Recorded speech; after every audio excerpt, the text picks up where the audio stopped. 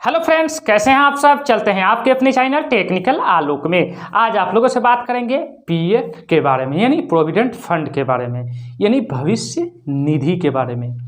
आखिर पीएफ होता क्या है? तो पीएफ का मतलब हो गया प्रोविडेंट फंड, यानी भविष्य निधि, यानी अपने भविष्य के लिए, बुढ़ापे के लिए या ऐसे समय के लिए जब आपके पास कोई पैसा न हो, आप नौकरी भी आपकी छूट जाए और आपको यदि कोई घर से बाहर निकाल दे तो उस समय के लिए कुछ पैसा जो है ईपीएफ के थ्रू आप जो है इकट्ठा कर सकते हैं। उसे हम लोग पीएफ बोलते हैं, यानी प्रोविडेंट फंड बोलते हैं। आपको जब कहीं से भी आपका सहारा न हो तो ये पैसा आपके लिए, यानी बुढ़ापे के लिए, इसी पैसा को हम लोग पीएफ यानी प्रोविडेंट फंड, भविष्य निधि बोलते हैं। अब बात आती है कि पीएफ कितने प्रकार के होते हैं। तो पीएफ 4 प्रकार के होते हैं, बट हम दो ही पे चर्चा करेंगे, ईपीएफ और पीपीएफ के बारे में। तो ईपीएफ क्या होता है? तो ईपीएफ के बारे में हम समझ लेते हैं कि ईपीएफ का जो फुल फॉर्म होता है वो एम्प्लॉय प्रोविडेंट फंड, यानी जो भी व्यक्ति कोई सरकारी नौकरी करता हो या प्राइवेट नौकरी करता हो या कोई भी प्राइवेट लिमिटेड कंपनी में काम करता हो, उसमें जो भी कंपनी हो उसमें 20 से ज़्यादा वर्कर काम करते हो, यानी 20 से ज़्यादा एम्प्लॉई उसमें वर्क करते हो या 20 से ज़्यादा कर्मचारी उसमें काम करते हो, तो वो कंपनी जो है पीएफ प्रोवाइड कराती है। उस पीएफ को हम लोग ईपीएफ बोलते हैं, यानी एम्प्लॉय प्रोविडेंट फंड। अब बात आती है कि क्या जो व्यक्ति नौकरी करेगा या सरकारी करे या प्राइवेट करे उन्हीं को पीएफ प्रोवाइड होगा?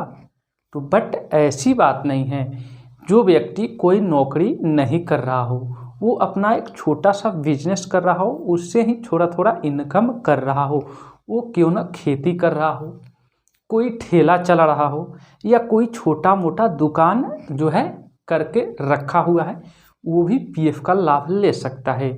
यदि वो अपना पीएफ अकाउंट खोलता है तो उसको हम लोग बोलते हैं पीपीएफ, यानी पब्लिक प्रोविडेंट फंड। तो आखिर वो अपना अकाउंट कहाँ से ओपन करेगा? वो तो कहीं पे नौकरी करता नहीं है, तो उसको पीएफ अकाउंट कौन ओपन कराता है? तो उसे अपने आप से जो है अपना अकाउंट ओपन कराना पड़ता है। अपने इनकम के अनुसार, उसको जितना इनकम हो उसी के अनुसार वो अपना एक अकाउंट ओपन करा लेता है। तो अकाउंट ओपन कहाँ होता है? तो वो अपना जो है पीएफ का अकाउंट किसी भी बैंक में जा कर के या पोस्ट ऑफिस जा कर के अपना एक अकाउंट जो है ओपन करा सकता है, पीएफ का अकाउंट। और उसमें अपने इनकम के अनुसार 500 से 1.5 लाख रुपया तक उसमें जो है सालाना जमा कर सकता है। ऐसे ही आम आदमी भी जो है पीएफ का लाभ ले सकता है, जो कहीं प्राइवेट या सरकारी जॉब या नौकरी नहीं करता हो। अब फिर हम दोबारा चले आते हैं ईपीएफ पर, यानी एम्प्लॉय प्रोविडेंट फंड पे। तो एम्प्लॉय प्रोविडेंट फंड जो कंपनी है वो ऑटोमेटिक आपका अकाउंट ओपन कर देती है। तो अकाउंट में आखिर पैसा कैसे जमा होता है? क्या आपको पैसा उसमें जमा करना होता है? तो बट ऐसा कुछ नहीं होता है। कंपनी जो भी आपको सैलरी देती है, यानी मान लीजिए महीना में आपको 20,000 रुपया कंपनी देती है, तो उसका 12% रुपया कट के और आपके जो भी पीएफ अकाउंट कंपनी ओपन करती है उसमें कट के चला जाता है। आपको 20,000 का 12% कट के जो पैसा बचता है वही पैसा आपको जो है हर मंथ मिलता है।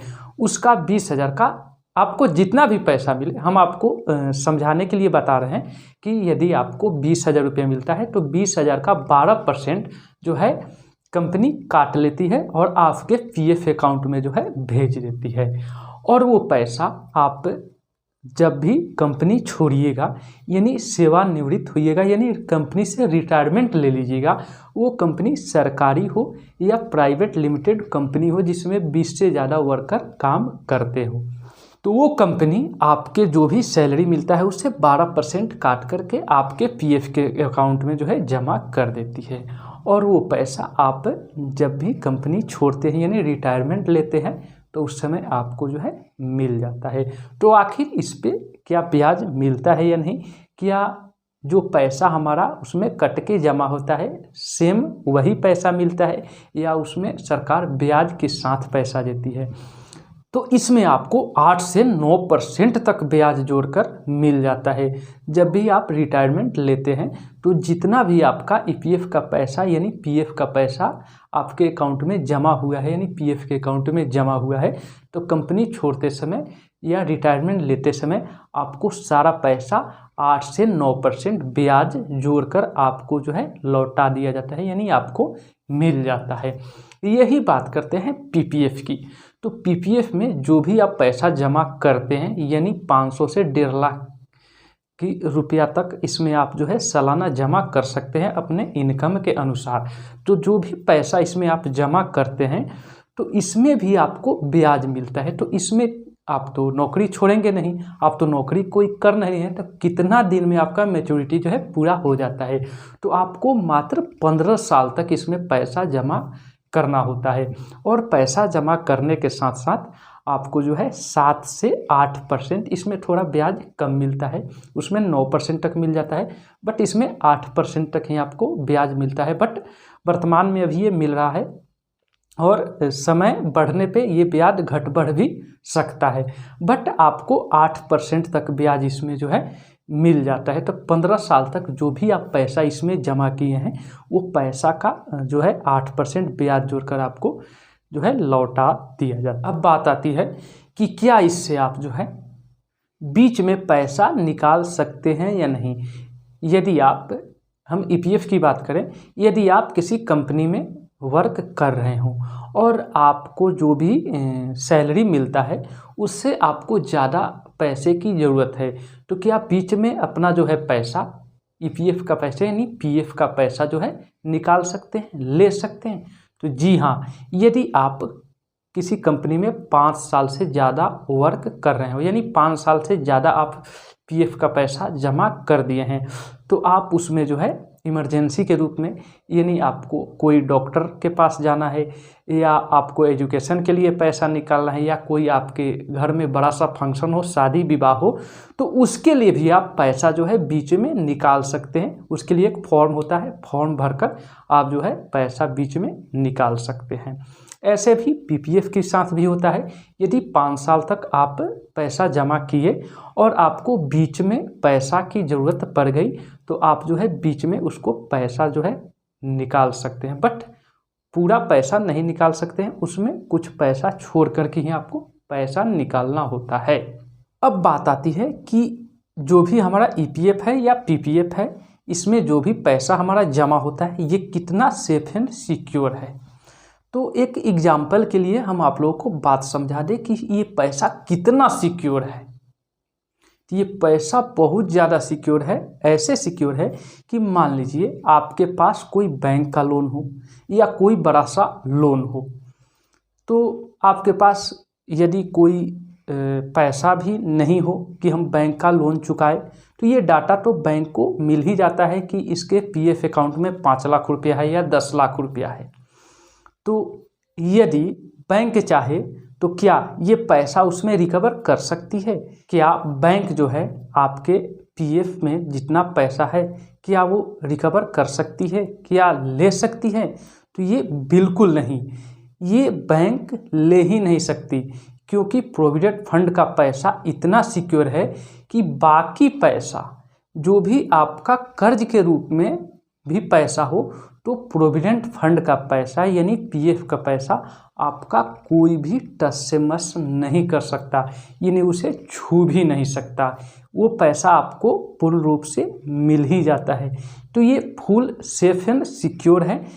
ये ईपीएफ हो या पीपीएफ हो, ये एम्प्लॉय प्रोविडेंट फंड हो या पब्लिक प्रोविडेंट फंड हो, इसमें दोनों में पैसा आपका पूर्ण सुरक्षित होता है। ये पैसा डूबने की तो बात ही नहीं है। यहाँ तक कि जो भी पैसा आपको मिलता है 10 लाख 20 लाख, आपको जो भी पैसा आप उसमें जो है पीएफ में जमा किए हैं उस पर सरकार का कोई भी टैक्स नहीं होता है। आपका पैसा कितना भी हो पीएफ अकाउंट में उस पर सरकार 1 रुपया भी टैक्स नहीं लेती है। ये जो है ईपीएफ पे भी लागू होता है और ये जो है सिस्टम पीपीएफ यानी पब्लिक प्रोविडेंट फंड पे भी लागू होता है। अब बात आती है कि क्या हम एक कंपनी में काम कर रहे हैं, दूसरे कंपनी में जाएंगे तो क्या हम दूसरा पीएफ अकाउंट ओपन करा सकते हैं? तो ये अकाउंट जो है मात्र एक बार ही ओपन होता है, यानी पीएफ अकाउंट जो है मात्र एक बार ही आप ओपन करा सकते हैं। जैसे आपको पैन नंबर एक बार मिल जाता है, परमानेंट नंबर, तो ऐसे ही आप जो है इसको एक बार भी ओपन कर सकते हैं। इसे आप एक बार ही ओपन करा सकते हैं। अब बात आती है कि क्या हम दूसरे कंपनी, मान लीजिए हम टाटा कंपनी में काम कर रहे हों, अब हम जियो की कंपनी में जाएं तो क्या हम उसी पीएफ पे पैसा जो है अपना रख सकते हैं? तो जी हाँ, वही जो आपका पीएफ अकाउंट है ऑटोमेटिक टाटा कंपनी से उठकर जियो कंपनी में जो है जुड़ जाता है। तो ऐसे ही आप जो भी आपका पीएफ अकाउंट है आप उसको एक बार ही ओपन कर सकते हैं। तो ऐसे ही आपको इसमें बेसिक कुछ जानकारी समझ में आ ही गई होंगी। तो ऐसे ही हम दो ही प्रकार के इसमें बात किए। नेक्स्ट में और इसके दो प्रकार है, इस पे भी हम विस्तार रूप से चर्चा करेंगे। अभी हम बात किए ईपीएफ यानी एम्प्लॉय प्रोविडेंट फंड और पीपीएफ पब्लिक प्रोविडेंट फंड के बारे में।